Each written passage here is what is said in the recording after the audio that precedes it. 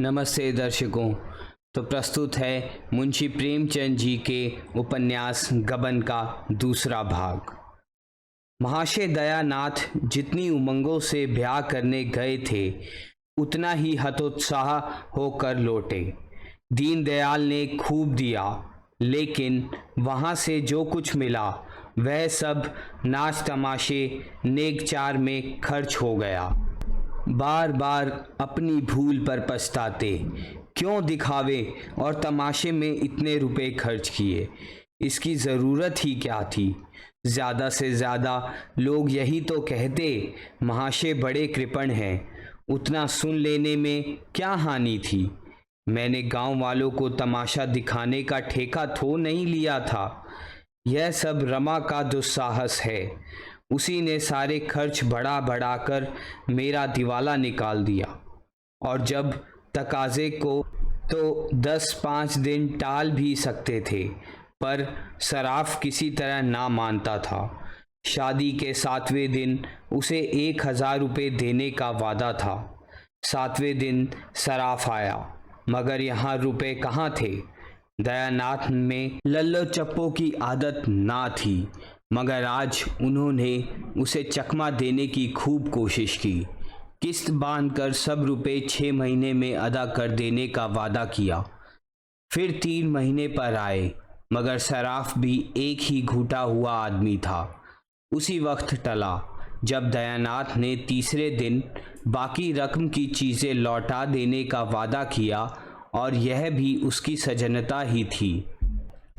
वह तीसरा दिन भी आ गया, और अब दयानाथ को अपनी लाज रखने का कोई उपाय ना सूझता था।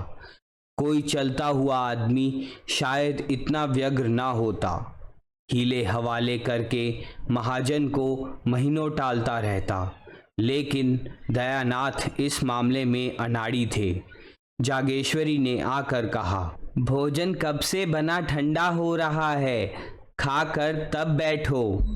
दयानाथ ने इस तरह गर्दन उठाई मानो सिर पर सैकड़ों मन का बोझ लदा हुआ है।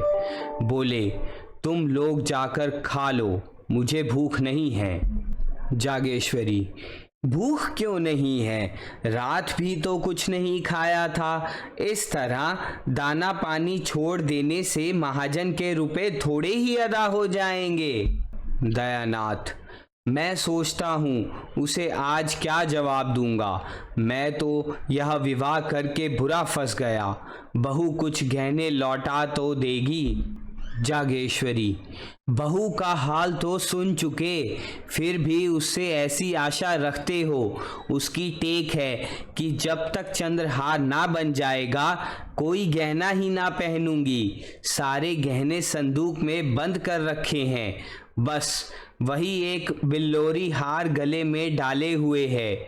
बहुएं बहुत देखी, पर ऐसी बहू ना देखी थी। फिर कितना बुरा मालूम होता है कि कल की आई बहू उससे गहने छीन लिए जाएं। दयानाथ ने चिढ़कर बोला, तुम तो जले पर नमक छिड़कती हो। बुरा मालूम होता है तो लाओ 1000 निकाल कर दे दो, महाजन को दे आऊं। देती हो? बुरा मुझे खुद मालूम होता है, लेकिन उपाय क्या है, गला कैसे छूटेगा। जागेश्वरी, बेटे का ब्याह किया है कि ठट्टा है। शादी ब्याह में सभी कर्ज लेते हैं। तुमने कोई नई बात नहीं की। खाने पहनने के लिए कौन कर्ज लेता है।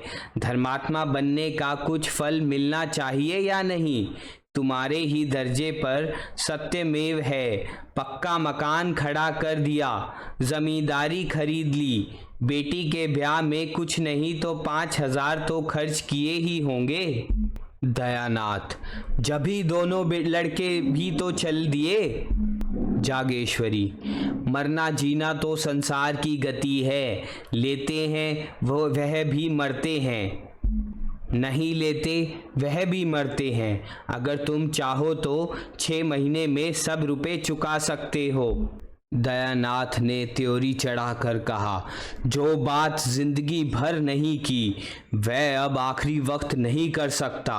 बहू से साफ साफ कह दो, उससे पर्दा रखने की ज़रूरत ही क्या है, और पर्दा रह ही कितने दिन सकता है। आज नहीं तो कल सारा हाल मालूम हो ही जाएगा। बस 3-4 चीज़ें लौटा दे तो काम बन जाए। तुम मुझसे एक बार कहो तो। जागेश्वरी झुंझुलाकर बोली, उससे तुम ही कहो, मुझसे तो ना कहा जाएगा। सहसा रमानाथ टेनिस रैकेट लिए बाहर से आया। सफ़ेद टेनिस शर्ट था, सफ़ेद पतलून, कैनवस का जूता, गोरे रंग और सुंदर मुखाकृति पर इस पहनावे ने रईसों की शान पैदा कर दी थी। रुमाल में बेले के गजरे लिए हुए था, उसमें सुगंध उड़ रही थी। माता पिता की आंखें बचाकर वह जीने पर जाना चाहता था कि जागेश्वरी ने टोका, इन्हीं के तो सब कांटे बोए हुए हैं, इनसे क्यों नहीं सलाह लेते। रमा से, तुमने नाच तमाशे में 1200-1300 रुपये उड़ा दिए, बतलाओ सराफ को क्या जवाब दिया जाए। बड़ी मुश्किल से कुछ गहने लौटाने पर राजी हुआ, मगर बहू से गहने मांगे कौन, यह सब तुम्हारी ही करतूत है। रमानाथ ने इस आक्षेप को अपने ऊपर से हटाते हुए कहा, मैंने क्या खर्च किया? जो कुछ किया बाबूजी ने किया। हाँ, जो कुछ मुझसे कहा गया वह मैंने किया। रमानाथ के कथन में बहुत कुछ सत्य था। यदि दयानाथ की इच्छा ना होती तो रमा क्या कर सकता था?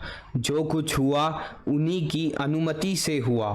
रमानाथ पर इल्ज़ाम रखने से तो कोई समस्या हल ना हो सकती थी। बोले, मैं तुम्हें इल्ज़ाम नहीं देता भाई, किया तो मैंने ही, मगर यह बला तो किसी तरह सिर से टालनी चाहिए। सराफ का तकाजा है, कल उसका आदमी आवेगा, उसे क्या जवाब दिया जाएगा। मेरी समझ में तो यही एक उपाय है कि उतने रुपए के गहने उसे लौटा दिए जाएं। गहने लौटा देने में भी वह झंझट करेगा, लेकिन 10-20 रुपए के लोभ में लौटाने पर राजी हो जाएगा। तुम्हारी क्या सलाह है?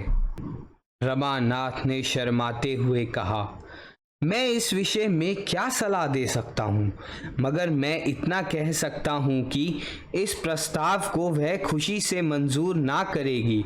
अम्मा तो जानती है कि चढ़ावे में चंद्रहार ना जाने से उसे कितना बुरा लगा था। प्रण कर लिया है, जब तक चंद्रहार ना बन जाएगा कोई गहना ना पहनूंगी। जागेश्वरी ने अपने पक्ष का समर्थन होते देख खुश होकर कहा, यही तो मैं इनसे कह रही हूँ। रमानाथ, रोना धोना मच जाएगा और इसके साथ घर का पर्दा भी खुल जाएगा। दयानाथ ने माथा सिकोड़ कर कहा, उससे पर्दा रखने की ज़रूरत ही क्या? अपनी यथार्थ स्थिति को वह जितनी ही जल्दी समझ ले उतना ही अच्छा। रमानाथ ने जवानों के स्वभाव के अनुसार जालपा से खूब जी भुड़ाई थी, खूब बढ़ बढ़कर बातें की थी। ज़मींदारी है, उससे कई हज़ार का नफ़ा है, बैंक में रुपए हैं, उनका सूद आता है। जालपा से अब अगर गहने की बात कही गई तो रमानाथ को वह पूरा लबाडिया समझेगी। बोला, पर्दा तो एक दिन खुल ही जाएगा, पर इतनी जल्दी खोल देने का नतीजा यही होगा कि वह हमें नीच समझने लगेगी। शायद अपने घर वालों को भी लिख भेजे, चारों तरफ बदनामी होगी। दयानाथ, हमने तो दीनदयाल से यह कभी ना कहा था कि हम लखपति हैं। रमानाथ, तो आपने यही कब कहा था कि हम उधार गहने लाए हैं और 2-4 दिन में लौटा देंगे? आखिर यह सारा स्वांग अपनी धाक बैठाने के लिए ही किया था या कुछ और? दयानाथ, तो फिर किसी दूसरे बहाने से मांगना पड़ेगा। बिना मांगे काम नहीं चल सकता। कल या तो रुपए देने पड़ेंगे या गहने लौटाने पड़ेंगे, और कोई रास्ता नहीं। रमानाथ ने कोई जवाब ना दिया। जागेश्वरी बोली, और कौन सा बहाना किया जाएगा? अगर कहा जाए किसी को मंगनी देना है तो शायद वह देगी नहीं। देगी भी तो 2-4 दिन में लौटाएंगे कैसे? दयानाथ को एक उपाय सूझा।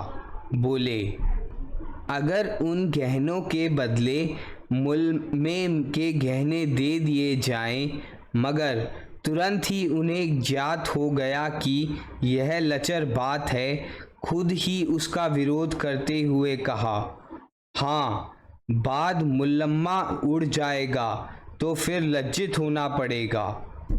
अकल कुछ काम नहीं करती।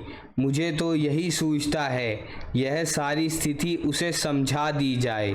ज़रा देर के लिए उसे दुख तो ज़रूर होगा, लेकिन आगे के वास्ते रास्ता साफ हो जाएगा। संभव था, जैसे दयानाथ का विचार था कि चालपा रो धोकर शांत हो जाएगी, पर रमा की इसमें किरकिरी होती थी। फिर वह मुंह ना दिखा सकेगा। जब वह उससे कहेगी, तुम्हारी जमींदारी क्या हुई, बैंक के रुपए क्या हुए, तो उसे क्या जवाब देगा? विरक्त भाव से बोला, इसमें बेइज्जती के सिवा और कुछ ना होगा। आप क्या सराफ को 2-4-6 महीने नहीं टाल सकते? आप देना चाहें तो इतने दिनों में 1000-1200 रुपये बड़ी आसानी से दे सकते हैं। दयानाथ ने पूछा, कैसे? रमानाथ, उसी तरह जैसे आपके और भाई करते हैं। दयानाथ, वह मुझसे नहीं हो सकता। तीनों कुछ देर तक मौन बैठे रहे। दयानाथ ने अपना फैसला सुना दिया। जागेश्वरी और रमा को यह फैसला मंजूर ना था, इसलिए अब इस गुत्थी के सुलझाने का भार उन्हीं दोनों पर था। जागेश्वरी ने भी एक तरह से निश्चय कर लिया था, दयानाथ को जख मारकर अपना नियम तोड़ना पड़ेगा। यह कहाँ की नीति है कि हमारे ऊपर संकट पड़ा हुआ हो और हम अपने नियमों का राग अलापे जाएं। रमानाथ बुरी तरह फंसा था। वह खूब जानता था कि पिताजी ने जो काम कभी नहीं किया वह आज ना करेंगे।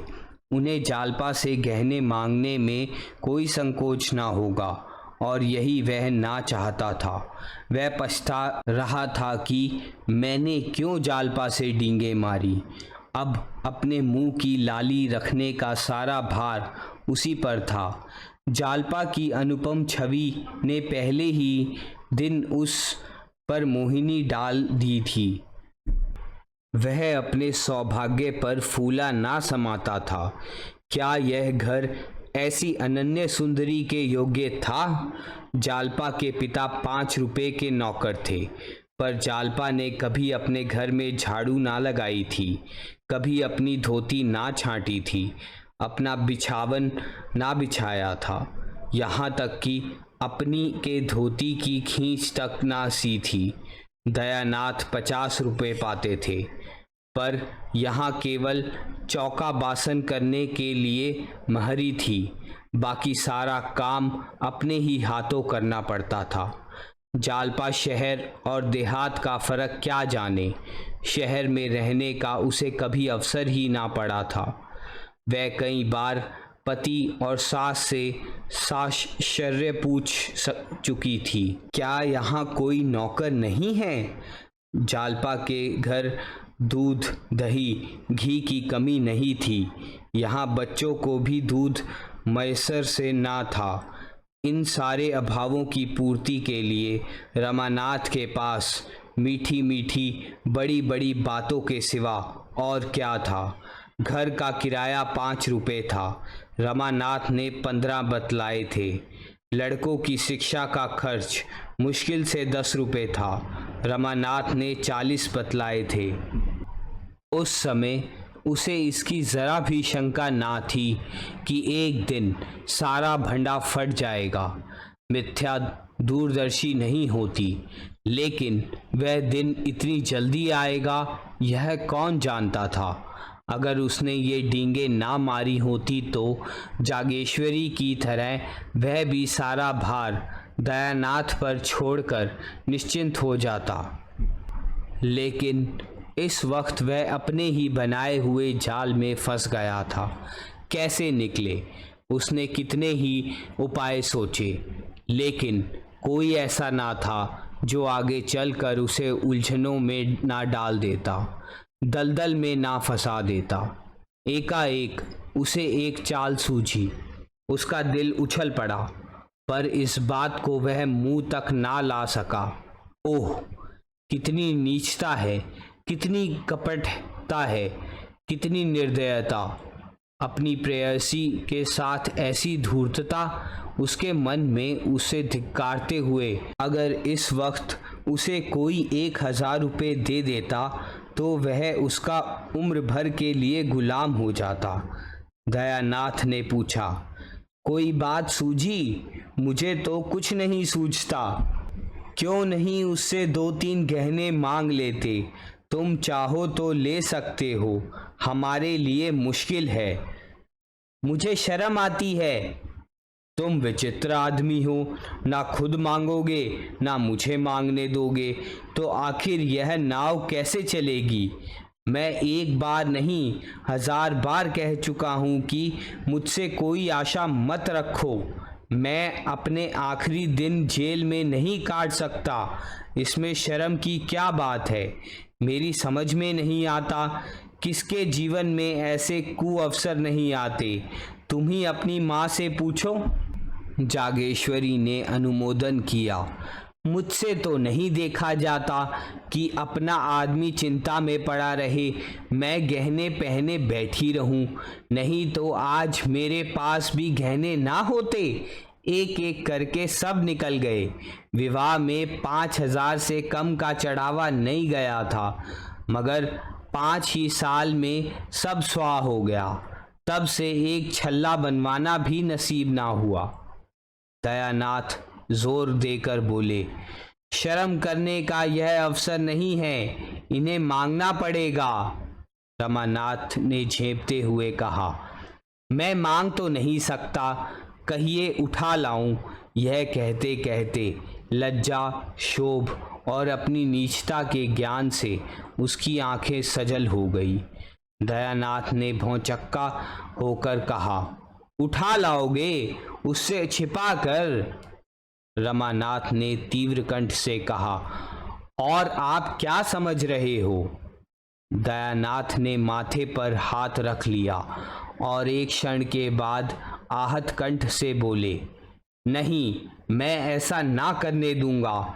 मैंने छल कभी नहीं किया और ना कभी करूंगा, वह भी अपनी बहू के साथ। छी छी छी! जो काम सीधे से चल सकता है उसके लिए यह फरेब, कहीं उसकी निगाह पड़ गई तो समझते हो वह तुम्हें दिल में क्या समझेगी? मांग लेना इससे कहीं अच्छा है। रमानाथ, आपको इससे क्या मतलब?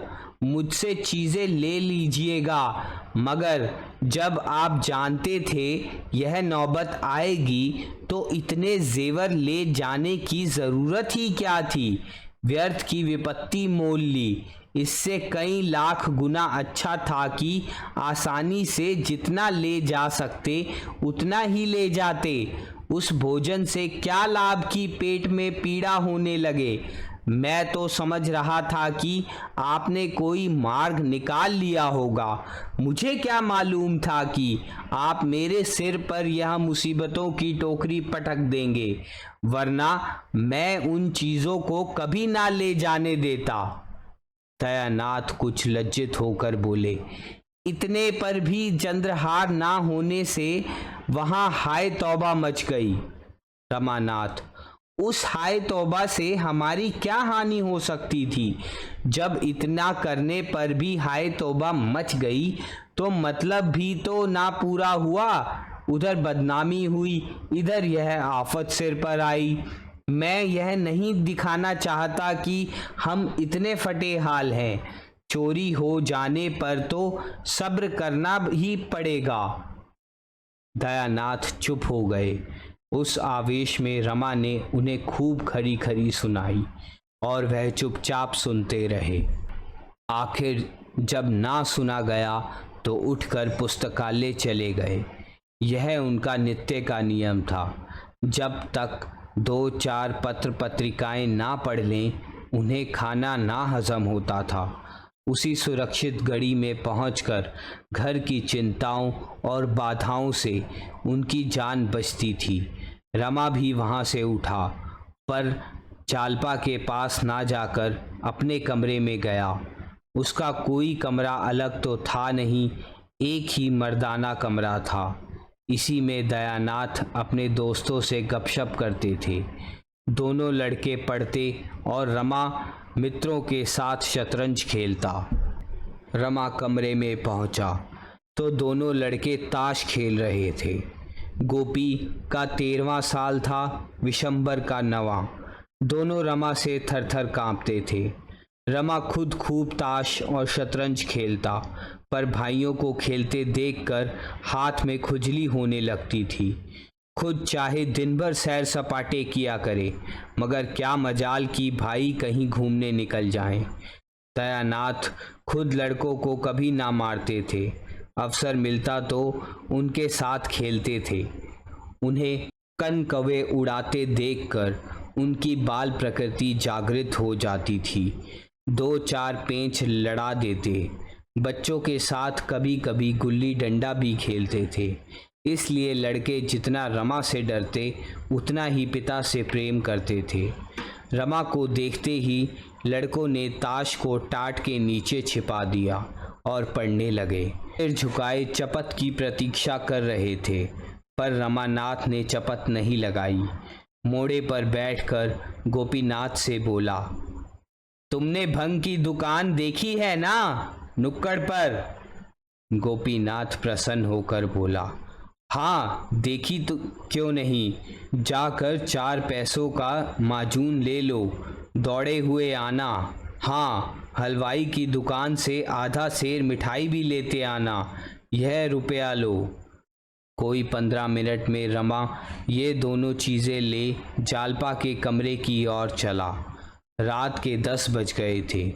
जालपा खुली हुई छत पर लेटी हुई थी। जेठ की सुनहरी चांदनी में सामने फैले हुए नगर के कलश, गुंबद और वृक्ष स्वप्न चित्रों से लगते थे। जालपा की आंखें चंद्रमा की ओर लगी हुई थीं। उसे ऐसा मालूम हो रहा था मैं चंद्रमा की ओर उड़ी जा रही हूँ। उसे अपनी नाक में खुश्की, आंखों में जलन और सिर में चक्कर मालूम हो रहा था। कोई बात ध्यान में आते ही भूल जाती और बहुत याद करने पर भी याद ना आती थी। एक बार घर की याद आ गई, रोने लगी। एक ही क्षण में सहेलियों की याद आ गई, हंसने लगी। सहसा रमानाथ हाथ में एक पोटली लिए मुस्कुराता हुआ आया और चारपाई पर बैठ गया।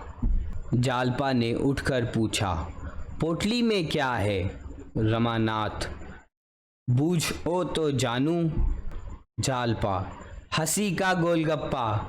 यह कहकर हंसने लगी। रमानाथ, मतलब? जालपा, नींद की गठरी होगी। रमानाथ, मतलब? जालपा, तो प्रेम की पिटारी होगी। रमानाथ, ठीक, आज मैं तुम्हें फूलों की देवी बनाऊंगा। जालपा खिल उठी। रमा ने बड़े अनुराग से उसे फूलों के गहने पहनाने शुरू किए। फूलों के शीतल कोमल स्पर्श से जालपा के कोमल शरीर में गुदगुदी सी होने लगी। उन्हीं फूलों की भांति उसका एक एक रोम प्रफुल्लित हो गया। रमा ने मुस्कुरा कर कहा, कुछ उपहार? जालपा ने कुछ उत्तर ना दिया। इस वेश में पति की ओर ताकते हुए भी उसे संकोच हुआ। उसकी बड़ी इच्छा हुई कि जरा आईने में अपनी छवि देखे। सामने कमरे में लैंप जल रहा था। वह उठकर कमरे में गई और आईने के सामने खड़ी हो गई।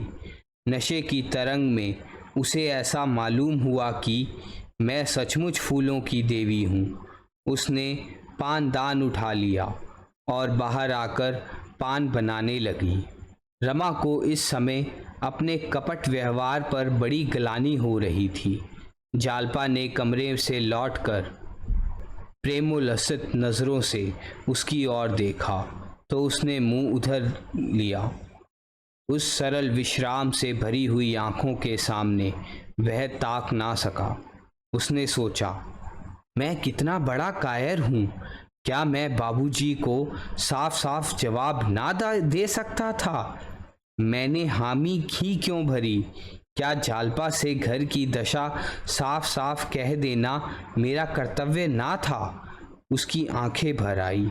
जाकर मुंडेर के पास खड़ा हो गया।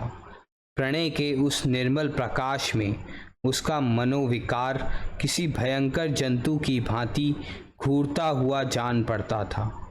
उसे अपने ऊपर इतनी घृणा हुई कि एक बार जी में आया सारा कपट व्यवहार खोल दूं, लेकिन संभल गया। कितना भयंकर परिणाम होगा। जालपा की नज़रों से फिर जाने की कल्पना ही उसके लिए असह्य थी। जालपा ने प्रेस सरस नज़रों से देखकर कहा, मेरे दादाजी तुम्हें देखकर गए और अम्मा जी से तुम्हारा बखान करने लगे, तो मैं सोचती थी कि तुम कैसे होगे। मेरे मन में तरह तरह के चित्र आते थे। रमानाथ ने एक लंबी सांस खींची, कुछ जवाब ना दिया। जालपा ने फिर कहा, मेरी सखियां तुम्हें देखकर मुग्ध हो गई। शहजादी तो खिड़की के सामने से हटती ही ना थी। तुमसे बातें करने की उसकी बड़ी इच्छा थी। जब तुम अंदर गए थे तो उसी ने तुम्हें पान के बीड़े दिए थे, याद है? रमा ने कोई जवाब ना दिया। जालपा, अजी, वही जो रंग रूप में सबसे अच्छी थी, जिसके गाल पर एक तिल था। तुमने उसकी ओर बड़े प्रेम से देखा था। बेचारी लाज के मारे गड़ गई थी। मुझसे कहने लगी, जीजा तो बड़े रसिक जान पड़ते हैं। सखियों ने उसे खूब चिढ़ाया। बेचारी रुआंसी हो गई, याद है? रमा ने मानो नदी में डूबते हुए कहा, मुझे तो याद नहीं। जालपा, अच्छा, अब की चलोगे तो दिखा दूंगी। आज तुम बाजार की तरफ गए थे कि नहीं? रमा ने सिर झुकाकर कहा, आज तो फुर्सत ही नहीं मिली। जालपा, जाओ, मैं तुमसे ना बोलूंगी। रोज हिले हवाले करते हो। अच्छा, कल ला दोगे ना? रमानाथ का कलेजा मसोस उठा। यह चंद्रहार के लिए इतनी विकल हो रही है, इसे क्या मालूम कि दुर्भाग्य इसका सर्वस्व लूटने का सामान कर रहा है। जिस सरल बालिका पर उसे अपने प्राणों को न्यौछावर करना चाहिए था, उसी का सर्वस्व अपहरण करने पर वह तुला हुआ है। वह इतना व्यग्र हुआ कि जी में आया कोठे से कूदकर प्राणों का अंत कर दे। इससे आगे सुनने के लिए देखिए कहानी का तीसरा भाग।